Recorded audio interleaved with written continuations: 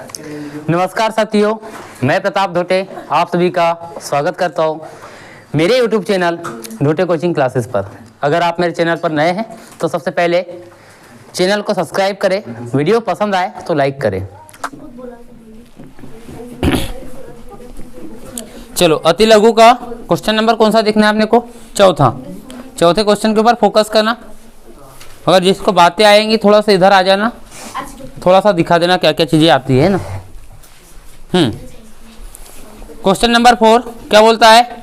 1.5 metre लंबा एक प्रेक्षक बोलो या व्यक्ति बोलो, एक चिमनी से 28.5 मीटर की दूरी पर उपस्थित है। कहाँ पर है? 28.5 मीटर की दूरी पर। उसकी आंखों से चिमनी के शिखर पर देखने पर उन्नयन कोण कितना बनता है? 45 अंश। चिमनी की ऊंचाई ज्ञात कीजिए। कितना आने वाला है? 1.5 और 28.5 कितने हो जाएंगे आपके पास में? 30। ध्यान देते हैं क्या क्या चीजें बोली है। एक प्रेक्षक है बोले, ध्यान देना इधर। एक प्रेक्षक है जो 1.5 मीटर लंबा है, 1.5 मीटर उसकी लेंथ है। ठीक, एक चिमनी जो कितनी दूरी पर है चिमनी से?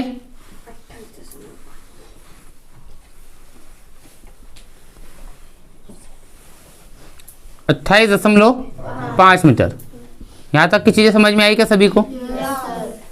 कि चिमनी से कितनी दूरी पर है? 28.5 मीटर।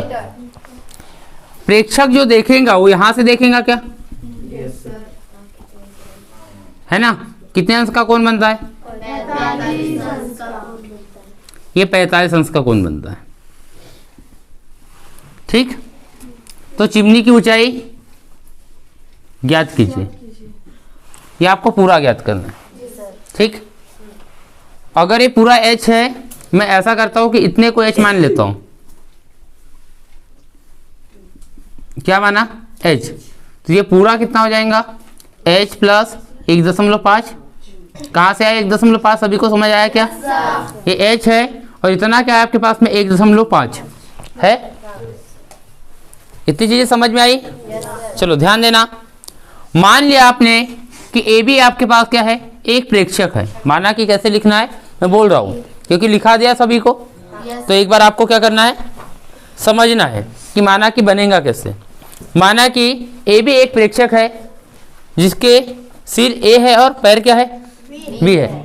अब यहां से, कहां से? प्रेक्षक से मीनार सीडी की दूरी कितनी है? 28.5 है।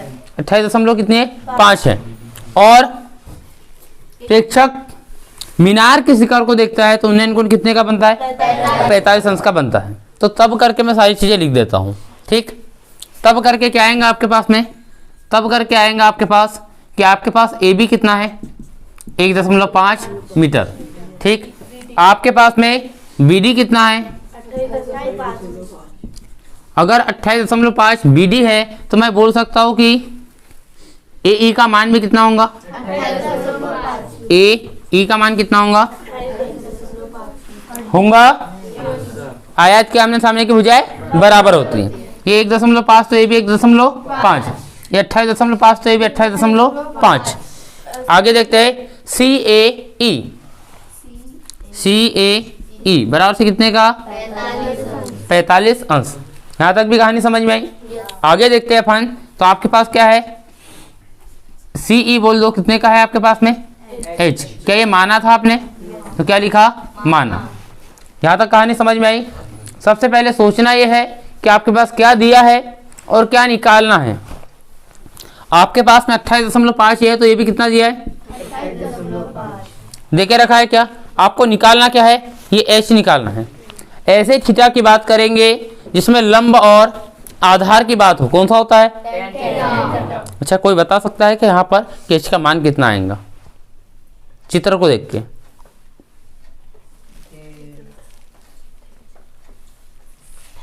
h का मान कितना आएगा? नहीं, कितना? 28.5। क्यों आएगा? क्योंकि कोण कितने का है? और मैंने बताया था कोण 45 का हो तो लंब और आधार कैसा होता है, बराबर होता है। तो ये 28.5 है, तो h का मान भी कितना आएगा, 28.5। चलो त्रिभुज ए सी ई ए में tan थीटा बराबर से लंब बटे थीटा का मान बोलो, लंब का मान बोलो, h आधार का मान होगा क्या, tan 45 h बटे इसका गुना इधर हुआ तो h का मान निकला। आपको निकालना क्या है, मीनार की ऊंचाई। तो यहाँ लिखोगे मीनार की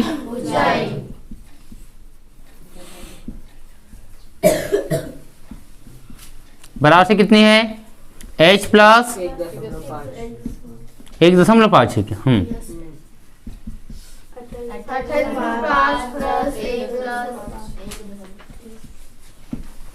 अतः मीनार की ऊंचाई कितनी होंगी, 30 मीटर। जरा जल्दी बनाओ इसको।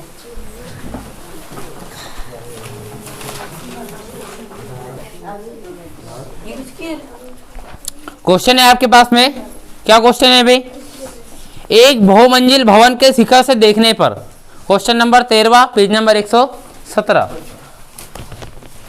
निकल गया।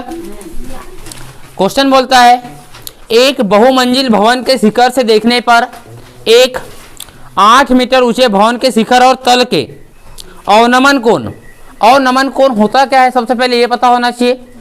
जब नमन करते हैं, नमन करते बोले तो नीचे की ओर देखते हैं, इसका मतलब ये आ गया कि एक बहुमंजिल भवन जो है बहुत ऊंचा है, ठीक, के शिखर से देखने पर 8 मीटर ऊंचे भवन, एक भवन और है जिसकी ऊंचाई कितनी है, 8 मीटर।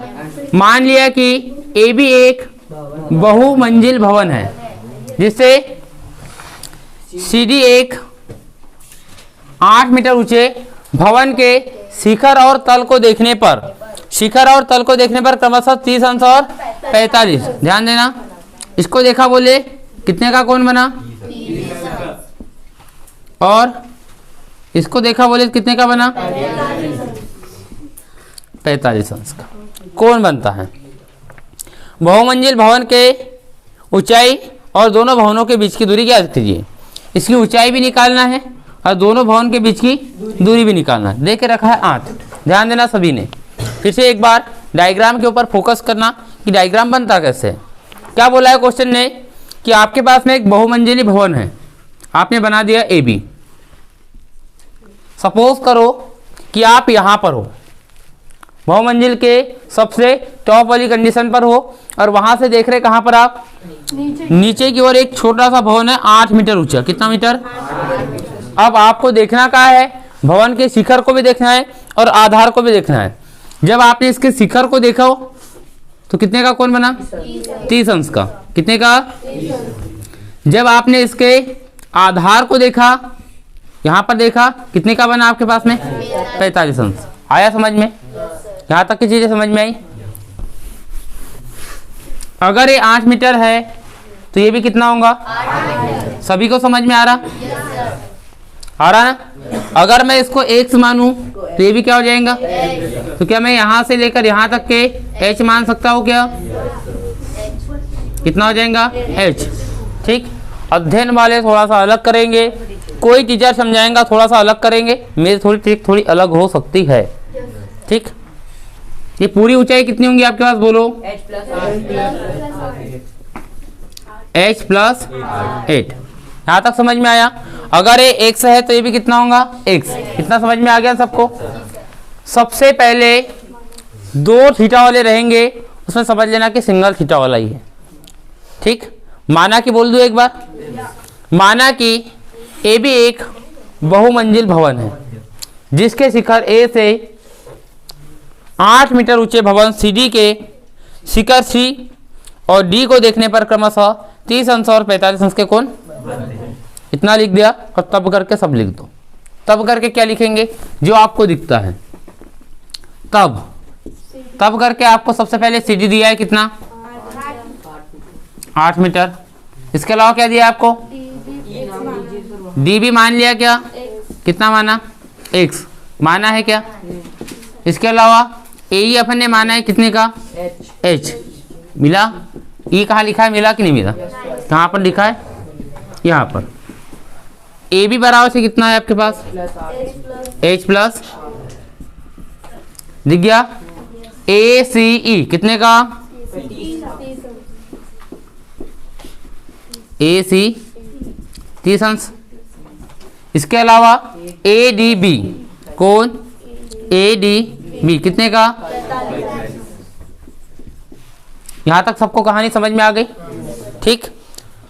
इसके बाद में इसी क्वेश्चन को सिंगल थीटा बना लो। आपको डायग्राम बनाते आ गए तो क्वेश्चन पूरा हो सकता है।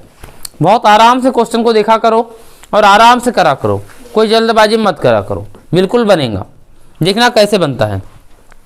आपके पास दो त्रिभुज है, एक इतना सा है ए ई सी, इतना सा है। एक है आपके पास ए बी और डी, दो है।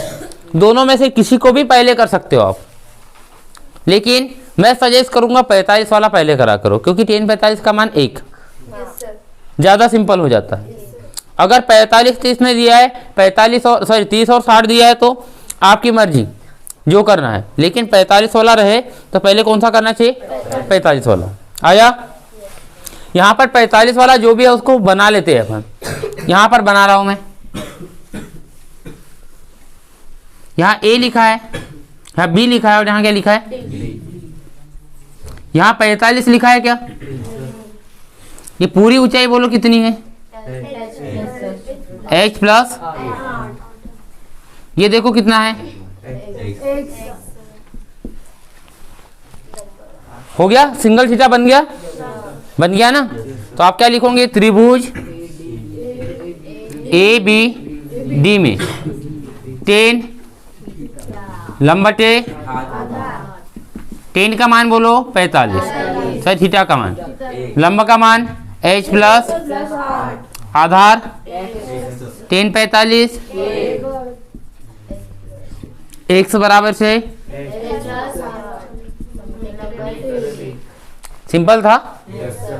दूसरा देखे, सिंपल बनेगा। मैं सबको बता रहा हूँ सिंपल तरीके से क्वेश्चन बहुत अच्छे से बनेगा, बस आराम से समझा करो। ठीक, डायग्राम सबके बना कर देखा करो कि ऐसा ही क्यों बना है, उसके अलावा क्वेश्चन में कुछ नहीं है। माना कि लिखने की बात है, आपके मन से जो जो चीज़ें मैं समझा रहा हूँ, ऐसा आपके भी मन से कुछ भाव उत्पन्न होते होंगे कि इसमें क्या लिखना चाहिए, वही माना कि कंप्लीट हो जाएगा आपका। आया? दूसरा त्रिभुज लेते हैं। त्रिभुज कौन सा है आपके पास में?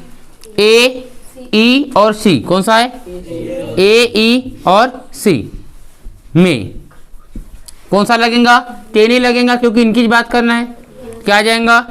10 थीटा बराबर से आधार। जिसको समझ में नहीं आए वो डायग्राम इधर भी खींच सकता है, कोई गलत नहीं देगा। ये आपके पास कितना लिखा है? 30। ये लिखा है x, ये लिखा है h। लिखा है क्या? यहाँ लिखा हुआ है a, यहाँ लिखा है e और यहाँ लिखा है c। बन गया सिंगल। 10 30, लंब कितना h, आधार कितना x। 10 30 का मान सभी को पता होना चाहिए, 1 बटे करनी 3 h बटे x। इसका गुना इधर, इसका गुना इधर। समीकरण नंबर 2। समीकरण 1 और 2 को कंपेयर करते तो क्या हो जाएगा? समीकरण नंबर 1 व 2 से क्या हो जाएगा आपके पास में भाई? h प्लस 8 बराबर से कितना? h करनी 3। आया क्या समझ? अरे आया कि नहीं? h प्लस 8, x है, इनको हटा दिया। h प्लस 8 बराबर किसके? h करनी 3 के। आगे देखते हैं। ये प्लस में है तो इधर आके या इसको इधर ले जा सकते हैं। तो 8 बराबर क्या आ जाएगा आपका? h करनी 3 माइनस का h आएगा क्या? यहाँ से h कॉमन निकाल लिया, क्या बचेगा? करनी 3 माइनस 1 बराबर से कितना? 8। h का मान कितना आ गया? 8 बटे करनी 3 माइनस 1। यहाँ भी समझ में आ गया। हर का परिमेयकरण सभी को आता है, रेशनलाइजेशन बोलते हैं इसको, है ना। तो परिमेयकरण करेंगे तो 8 करनी 3 प्लस 1 करनी 3 माइनस 1 करनी 3 प्लस 1। समझ में आया ना ये भी सबको? हर का परिमेयकरण, ये बचेगा 8 करनी 3 प्लस 1, नीचे बन जाएगा 3 करनी 3 का स्क्वायर हो तो 3 माइनस 1 कितना आ जाएगा 2 आएगा ना। ए का स्क्वायर बी का स्क्वायर, ए का स्क्वायर माइनस तो करनी 3 का स्क्वायर 3, 1 का स्क्वायर 1, 3 में से 1 गया 2, 2 चौके यही आंसर आ रहा होगा। 4 करनी 3 प्लस 1, एक आंसर हो गया, नहीं हुआ अभी भी। उसमें कितना जोड़ना पड़ेगा 8। ये किसका मान निकला h का मान, h का मान कितना निकला 4 करनी 3 प्लस 1। अब x का मान निकाल ले पहले, ठीक ध्यान देना इधर। h का मान समीकरण नंबर h का मान समीकरण नंबर 1 में रखने पर देखते हैं एक क्या है आपके पास, x इक्वल कितना h प्लस 8, h का मान कितना है देखो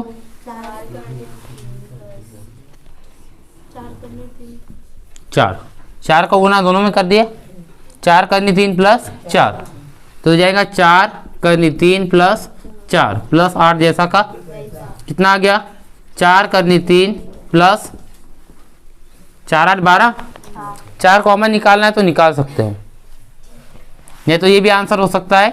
4 कॉमन निकाला तो क्या हो जाएगा करनी 3 और 4 3 का कैसा आंसर आ रहा, ठीक ध्यान देना इधर। आगे और किसका मान निकालना है, x का हो गया, मतलब दोनों भवनों के बीच की दूरी कितनी हो गई 4 करनी 3 प्लस 3, ठीक इतने मीटर की हो गई। अब आपको क्या निकालना है बहुमंजिल भवन की ऊंचाई, ध्यान देना इधर क्या है आपके पास h प्लस 8 बराबर से कितना आ जाएगा h प्लस, h का मान देखो कितना है 4 करनी 3 प्लस 4, कितना 12 प्लस 4 करनी 3, बात एक ही है, दोनों की ऊंचाई मतलब ऊंचाई भी उतनी आ रही और आधार के उतना ही आ रहा, समझ में आया जान दो। वो समीकरण एक बार 2 से डबल मतलब हिट हो गया।